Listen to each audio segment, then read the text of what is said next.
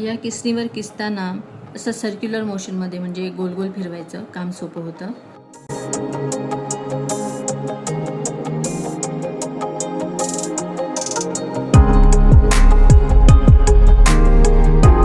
दोन मिनिटातच छान बारीक पेस्ट तयार झाली.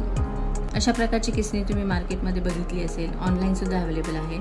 याला ग्रेटर प्लेट असं म्हणतात. याचा सरफेस तुम्ही नीट बघितला तर असा काटेरी असतो, पण हात लावला तर स्पर्श जेंटल आहे, टोचणारा नाही आहे.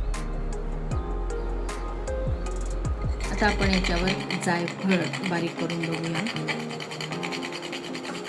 नॉर्मल किसणीपेक्षा या ग्रेटर प्लेटवर थोडंसं जास्त चांगलं बारीक होतं.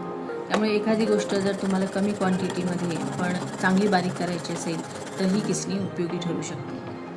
बदामसुद्धा छान बारीक होतो.